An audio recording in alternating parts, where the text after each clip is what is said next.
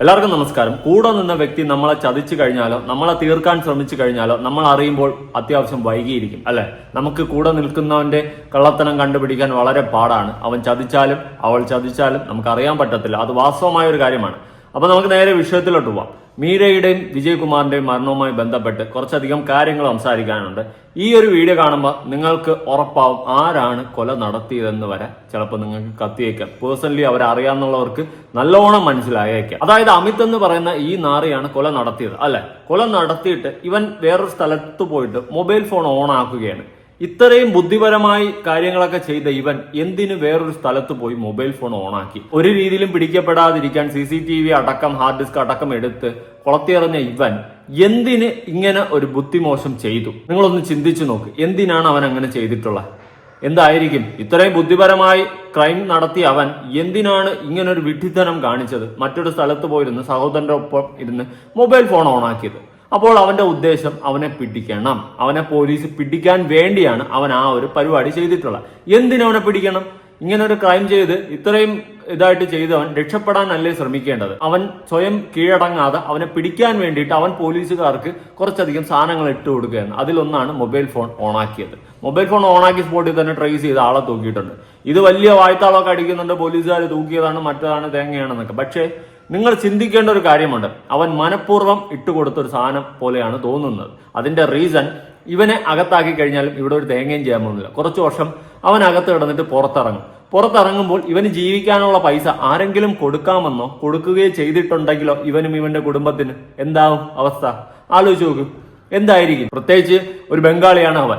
അവന് ഇവിടെ വന്ന് പണി ചെയ്ത് വർഷങ്ങളോളം പണി ചെയ്യുമ്പോൾ കിട്ടുന്ന തുക ഒരാൾ ഫുള്ളായിട്ട് സെറ്റിൽമെന്റ് ചെയ്തിട്ട് ഇത്ര വർഷം കഴിയുമ്പോൾ പുറത്തിറങ്ങുമ്പോൾ നിനക്ക് ജീവിക്കാനുള്ള വക ഉണ്ടാക്കി തരാമെന്ന് പറഞ്ഞ് ഏതെങ്കിലും ഒരാള് പൈസയും കാര്യങ്ങളും കൊടുത്തു കഴിഞ്ഞാൽ എങ്ങനെയായിരിക്കും? ഈ വിജയകുമാറിന്റെ ബിസിനസ് പാർട്ട്നേഴ്സിനെ എടുക്കണം. ബിസിനസ് പാർട്ട്നേഴ്സ് ആരെങ്കിലും ഒക്കെ ഉണ്ടെങ്കിൽ വിജയകുമാർ മരണപ്പെട്ട് കഴിഞ്ഞാൽ ആ ബിസിനസിന്റെ ഫുൾ ഷെയർ ആർക്കെങ്കിലും പോകുന്നുണ്ടോ എന്നുള്ളൊരു കാര്യം നോക്കണം. അങ്ങനെ ഫുൾ ഷെയർ മറ്റാർക്കെങ്കിലും പോകുന്നുണ്ടെങ്കിൽ അവിടെ ഒരു ദുരൂഹത ഉള്ളതുപോലെ പേഴ്സണലി തോന്നുന്നുണ്ട്. കാരണം പാർട്ട്ണറായിട്ടുള്ള ഒരാള് മരിച്ചു പോയി കഴിഞ്ഞാൽ അതിന്റെ ഫുൾ ഷെയർ തനിക്ക് കിട്ടുകയാണെങ്കിൽ ആ രീതിയിൽ മകളുണ്ടെങ്കിൽ മകൾ പുറത്തേക്കല്ലേ. അതുകൊണ്ട് ചിലപ്പോൾ മകൾ ഇനി ഇവിടുത്തെ ബിസിനസ്സും കാര്യങ്ങളൊന്നും നോക്കാൻ താല്പര്യപ്പെടുന്നില്ലെങ്കിൽ ഒരു പക്ഷേ ബിസിനസ് പാർട്ട്ണർ ആയിട്ടുള്ള വ്യക്തിക്ക് ഫുള്ളായിട്ട് എല്ലാം പോകുന്നുണ്ടെങ്കിൽ ആ വ്യക്തിയെയും തൂക്കണം, ചോദ്യം ചെയ്യണം എന്നാണ് എൻ്റെ ഒരു പേഴ്സണൽ അഭിപ്രായം. അവരാണ് ചെയ്തതെന്നോ ചെയ്യിപ്പിച്ചതെന്നോ ഒന്നും ഞാൻ പറയില്ല, പക്ഷെ ചോദ്യം ചെയ്യണം. അങ്ങനെയാണ് അതിന്റെ ഒരു ട്രാക്ക്. അല്ലാതെ ഇത്രയും ബുദ്ധിമാനായ ഒരു കൊലയാളി ഒരു ബുദ്ധിമോശം ഫോൺ ഓണാക്കി കാണിക്കുമെന്ന് എനിക്ക് തോന്നുന്നില്ല. അവനെ ഫോൺ ഓണാക്കിയിട്ട് ഗെയിം കളിക്കാനൊന്നും പോകുന്നില്ലല്ലോ എന്തായാലും. അപ്പൊ മനഃപൂർവ്വം അവനെ പിടിക്കാൻ വേണ്ടിയിട്ട് ഫോൺ ഓണാക്കിയതായിട്ടാണ് എനിക്ക് പേഴ്സണലി തോന്നിയിട്ടുള്ളത്. അതിന്റെ അജണ്ട എന്താണെന്ന് മാത്രം തൂക്കിയാൽ മതി. അല്ലാതെ ഒരുത്തനെ കൈയോടെ കിട്ടിയപ്പോൾ അവന്റെ തലയിൽ എല്ലാ കുറ്റവും ഇട്ട് അവനെ പിടിച്ച് അകത്തിട്ടിട്ട് ഈ കേസ് ക്ലോസ് ചെയ്യുന്ന നാറിയ പരിപാടി കാണിക്കാതിരുന്നാൽ മതി. ഞാൻ 1-2 ന്യൂസ് കൊടുക്കാം. കൊലപാതകത്തിന് ശേഷം വീട്ടിലെ CCTVയുടെ DVR അടക്കം മോഷ്ടിച്ച് തെളിവുകൾ നശിപ്പിക്കാൻ ശ്രമിച്ച പ്രതി അമിത് ഒമാങ്ങിന് എവിടെയാണ് പിഴച്ചത്? വീട്ടിൽ നിന്നും മോഷ്ടിച്ച മൊബൈൽ ഫോൺ ഓണാക്കിയപ്പോൾ തന്നെ പോലീസ് മണം പിടിച്ചു. അരെ വാ, ക്യാമറയും ഹാർഡ് ഡിസ്കും അടക്കം മോഷ്ടിച്ച് ഒരു തെളിവുമില്ലാതെ ആക്കിയ അമിത് എങ്ങനെ ഫോൺ ഓണാക്കി ഒരു ബുദ്ധിമോശം കാണിച്ചു? മനഃപൂർവ്വം അവനെ പിടിക്കാൻ വേണ്ടിയിട്ട്. അതിന് തന്നെയാണ് അവൻ ആ ഒരു പരിപാടി ചെയ്തിട്ടുള്ളത്. എന്തായാലും തക്കതായ രീതിയിൽ അന്വേഷിച്ചു കഴിഞ്ഞാൽ ഇത് അത്യാവശ്യം പൊളിഞ്ഞ് തരിപ്പണമാവും. വിജയകുമാറിന്റെയും മീരയുടെയും കൊലപാതകത്തോടൊപ്പം തന്നെ തന്റെ മകനെ കൊന്നതും ആരാണെന്ന് ഈ ഒരു വിഷയത്തോടെ തെളിയാനാണ് ഏറ്റവും കൂടുതൽ സാധ്യത. CBI അന്വേഷണം ഉടൻ ഉണ്ടാകും എന്നുള്ള സെറ്റപ്പ് വന്ന് പേപ്പറും കാര്യങ്ങളും ആയ സമയത്ത് 1 മാസം ഇടവേളയിൽ വിജയകുമാറും ഭാര്യയും മരണപ്പെടുന്നു.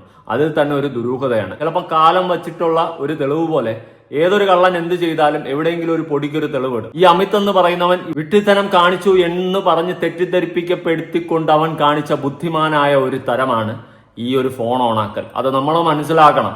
അല്ലെങ്കിൽ അവൻ അബദ്ധം പറ്റി എന്ന് പറഞ്ഞ് ചെറുതായിട്ട് കാണേണ്ടതല്ല. അവൻ ബുദ്ധിപൂർവ്വം കളിച്ചതാണ്. ഇവനല്ല ഇതിന്റെ പിന്നിൽ. ഇവന്റെ പിന്നിൽ ഇവനെ കൊണ്ട് ആരോ ചെയ്യിപ്പിക്കുന്നത് പോലെയാണ് തോന്നുന്നത്. അങ്ങനെ ചെയ്യിപ്പിക്കുന്ന ഒരാളുടെ കുരുട്ടുബുദ്ധിയിൽ തോന്നിയിട്ടുള്ള ഒരു കാര്യമായിരിക്കണം മേ ബി ഫോൺ ഓണാക്കൽ. അങ്ങനെ ഫോൺ ഓണാക്കുമ്പോൾ ഓഫ് കോഴ്സ് അബദ്ധം പറ്റി അവനെ തൂക്കുന്നു, ജയിലിലിടുന്നു, ശിക്ഷ കൊടുക്കുന്നു എന്ന് പറഞ്ഞ് ചിന്തിക്കും എല്ലാ ജനങ്ങളും വിഡ്ഢികളാണെന്നാണ് ഈ ക്രൈം നടത്തിയവന്റെ ഉദ്ദേശം ചിലപ്പോൾ. അതുകൊണ്ട് നമ്മൾ ചിന്തിക്കേണ്ട രീതി അങ്ങനെയല്ല. കുറ്റവാളി എങ്ങനെ ചിന്തിച്ചു അതേ ട്രാക്കിൽ നിന്ന് നമ്മളൊന്ന് ചിന്തിച്ചു നോക്കണം. ഇത് ഏത് രീതിയിൽ തെളിയുമെന്ന് നമുക്ക് മനസ്സിലാവും. എന്തായാലും അടുത്തൊരു ന്യൂസ് ഞാൻ ഒന്ന് കൊടുക്കാം. ഇത് അങ്ങനെ വെറുതെ വിടാൻ പറ്റുന്ന ഒരു കേസല്ലല്ലോ. ഇരട്ട കൊലപാതകവുമായി ബന്ധപ്പെട്ട പ്രതിയെ പിടികൂടിയിരുന്നു. പിന്നീട് അതിനുശേഷം പ്രതിയുമായി തെളിവെടുപ്പും ചോദ്യം ചെയ്യലും ഒക്കെ പുരോഗമിക്കുകയാണ്. തന്റെ ജീവിതം തകർത്തതിന്റെ പക വീട്ടാനാണ് കൊല നടത്തിയതെന്നാണ് കോട്ടയം ഇരട്ട കൊലപാതകം കേസ് പ്രതി അമിത് ഒറാങ്ങിന്റെ മൊഴി. ഫോൺ മോഷണ കേസ് പരാതി പിൻവലിക്കണമെന്നാവശ്യപ്പെട്ടിട്ടും വിജയകുമാർ ചെവിക്കൊണ്ടില്ല. പെൺസുഹൃത്ത് ഉപേക്ഷിച്ചതും ഗർഭമലസിയതും പ്രതികാരം കൂട്ടി. വിജയകുമാറിന്റെ 2 ബാങ്ക് അക്കൌണ്ടിൽ നിന്നും പ്രതി 2.25 ലക്ഷം രൂപ തട്ടിയെടുത്തു. കൊല നടത്താൻ ആരുടെയും സഹായം ലഭിച്ചിട്ടില്ലെന്നും പ്രതി അമിത് ഒറാങ് മൊഴി നൽകി. ഓക്കെ, എങ്കിൽ ആദ്യം ഇവൻ കൊല്ലേണ്ടത് കാമുകയല്ലേ? അവൻ അത് ചെയ്തോ? ഇല്ല. ഫോൺ മോഷ്ടിച്ച കേസ് പിൻവലിക്കണമെന്ന് പറഞ്ഞും കൊണ്ട് ഇവൻ പ്രതി ആവശ്യപ്പെടുന്നു. കേസ് പിൻവലിക്കാത്തത് കൊണ്ട് ഇവൻ ഒരു കൊലപാതകം ചെയ്തു. സൂപ്പർ. ഈ കേസിനേക്കാളും ചെറിയ കേസാണല്ലേ കൊലപാതകം. സൂപ്പർ, അടിപൊളി, നല്ല അടിപൊളിയായിട്ടുണ്ട്. എടേ അതൊന്നും അല്ലടേ അല്ല. അതൊന്നും ആവാൻ ഒരു സാധ്യതയും കാണുന്നില്ലടാ കുട്ടാ, കാണുന്നില്ല. കൃത്യം ഒറ്റയ്ക്ക് തന്നെയാണ് നടത്തിയതെന്നാണ് അമിത് ഒറാങ് പറയുന്നത്. അത് അക്കാര്യം പോലീസ് സ്ഥിരീകരിക്കുന്നുമുണ്ട്. സാഹചര്യ തെളിവുകളും മറ്റ് ശാസ്ത്രീയ തെളിവുകളും അതിലേക്കാണ് വിരൽ ചൂണ്ടുന്നത്. എന്തായാലും ഇയാളെ വേഗത്തിൽ പിടികൂടുവാൻ കഴിഞ്ഞു എന്നത് കേരള പോലീസിനെ സംബന്ധിച്ചിടത്തോളം അഭിമാനകരമായ നേട്ടമാണ്. വേഗത്തിൽ പിടികൂടുവാനും പരമാവധി തെളിവുകൾ ശേഖരിക്കുവാനും കഴിഞ്ഞിട്ടുണ്ട്. CDR അടക്കമുള്ള DVR അടക്കമുള്ളവ ശേഖരിക്കുവാൻ പോലീസിന് കഴിഞ്ഞിട്ടുണ്ട്. ഇതിനിടെയാണ് ഇന്നലെ നടന്ന ചോദ്യം ചെയ്യലുമായി ബന്ധപ്പെട്ടുകൊണ്ടുള്ള വിശദാംശങ്ങൾ പുറത്തു വരുന്നത്. നേരത്തെ മുൻവൈരാഗ്യമാണ് തന്നെ ഈ കൃത്യം നടത്താൻ പ്രേരിപ്പിച്ചതെന്ന് പ്രാഥമികമായി പ്രതി മൊഴി നൽകിയിരുന്നു. അതേസമയം ഇതുമായി ബന്ധപ്പെട്ടുകൊണ്ടുള്ള കൂടുതൽ വിവരങ്ങളാണ് നമുക്ക് ഈ ഘട്ടത്തിൽ പങ്കുവെക്കുവാൻ കഴിയുന്നത്. പ്രത്യേകിച്ച് ഈ പരാതിയുമായി ബന്ധപ്പെട്ടുകൊണ്ട് വിജയകുമാറും അതോടൊപ്പം മീരയോടും തനിക്ക് പകയുണ്ടായിരുന്നു. താൻ ജയിലിൽ പോകാൻ കാരണം ഈ മീരയും അതോടൊപ്പം തന്നെ വിജയകുമാറുമാണ്. അതിൽ തനിക്ക് അവരോട് വലിയ പകയുണ്ടായിരുന്നു. കൂടാതെ തന്റെ പെൺസുഹൃത്ത് തന്നെ ഉപേക്ഷിച്ചു പോയതും അവരുടെ ഗർഭം അലസിപ്പോയതും തന്റെ ശത്രുത കൂടുവാൻ കാരണമായി. അതുകൊണ്ട് തന്നെ ജയിലിൽ വെച്ച് താൻ ആലോചിച്ച് പിന്നീട് ആസൂത്രിതമായി നടപ്പിലാക്കിയതാണ് ഈ കൊലപാതകമെന്ന് പ്രതി മൊഴി നൽകിയിട്ടുണ്ട്. 1.5 മണിക്കൂറോളം നീണ്ട ചോദ്യം ചെയ്യലിലായിരുന്നു ഇത്തരം വെളിപ്പെടുത്തലുകൾ ഈ പ്രതി നടത്തിയത്. പ്രധാനമായും കോട്ടയം ഡിവൈഎസ്പിയുടെയും വെസ്റ്റ് ഈസ്റ്റ് SHOമാരുടെയും നേതൃത്വത്തിലായിരുന്നു ദ്വിഭാഷിയുടെ സഹായത്തോടുള്ള ചോദ്യം ചെയ്യൽ. ഇന്ന് കോട്ടയം SP യുടെ നേതൃത്വത്തിൽ ഈ പ്രതിയെ വീണ്ടും ചോദ്യം ചെയ്യാനുള്ള സാധ്യതകളും നിലനിൽക്കുന്നുണ്ട്. ഇനി മറ്റിടങ്ങളിൽ ചില തെളിവെടുപ്പുകൾ പൂർത്തിയാക്കേണ്ടതുണ്ട്. പ്രത്യേകിച്ച് ഇയാൾ കോട്ടയത്ത് ഒരു ലോഡ്ജിൽ ഒളിവിൽ കഴിഞ്ഞുകൊണ്ടാണ് ഈ കുറ്റകൃത്യം ആസൂത്രണം ചെയ്തത്. പല ദിവസങ്ങളിൽ ഈ തിരുവാതിക്കലിലെ വീടിന് സമീപമെത്തി സ്ഥലങ്ങൾ പരിശോധിക്കുകയും അതോടൊപ്പം ഭൗതിക സാഹചര്യങ്ങൾ അന്വേഷിക്കുകയൊക്കെ ചെയ്തിരുന്നു. കേട്ട പാടെ പഴം വിഴുങ്ങുന്ന പോലെ നമ്മൾ മലയാളികൾ വിഴുങ്ങാൻ നിൽക്കരുത്. എനിക്ക് അതാണ് ആദ്യമായി പറയാനുള്ളത്. പ്രത്യേകിച്ച് ഈ കേസ് ഒരു ഫോൺ മോഷണത്തിന് പിന്നിൽ തുടങ്ങിയ പ്രതികാരമല്ല, അത് നമ്മൾ മനസ്സിലാക്കുക. അങ്ങനെ ആയിരുന്നെങ്കിൽ അവൻ കൊലപാതകമൊന്നും ചെയ്യുമെന്ന് എനിക്ക് തോന്നുന്നില്ല. എന്റെ ഒരു നിഗമനത്തിലാണ് ഞാൻ പറയുന്നത്. അതിന്റെ റീസൺ ഈ ഫോൺ മോഷണത്തിനകത്ത് കിടന്നതിനേക്കാൾ വലിയ കുറ്റകരമാണ്. അതിനേക്കാൾ വർഷം അകത്ത് കിടക്കേണ്ടി വരും ഈ ഒരു സംഭവം ചെയ്താൽ.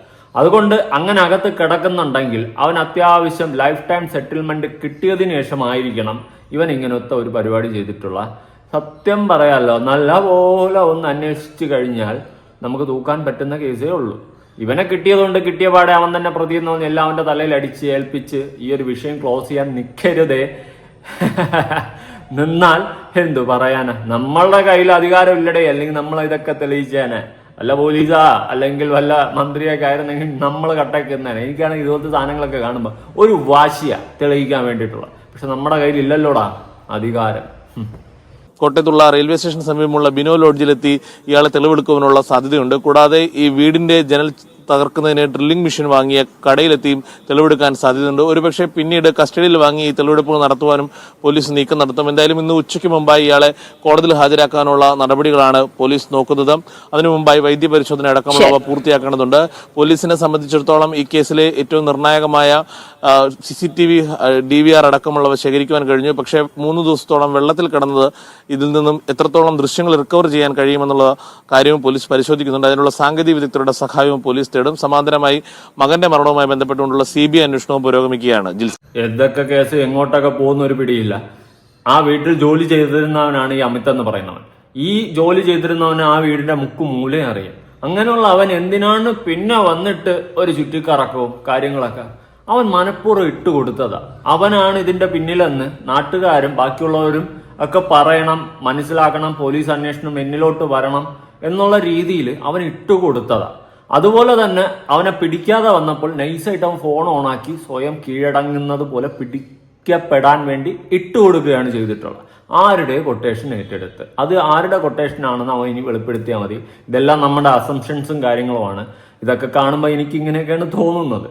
അല്ലാതെ ഇത് സാധാരണ ഒരു കൊലപാതകം മൊബൈൽ ഫോണിന്റെ പേരിൽ തുടങ്ങിയിട്ടുള്ള ഒരു പ്രതികാരമൊന്നും എനിക്ക് തോന്നുന്നില്ല. എന്തായാലും നിങ്ങളുടെ അഭിപ്രായങ്ങളും കാര്യങ്ങളൊക്കെ ഉറപ്പായിട്ട് താഴെ കമന്റ് ചെയ്യുക. പുതിയൊരു വീഡിയോ ഇടണം. ബൈ.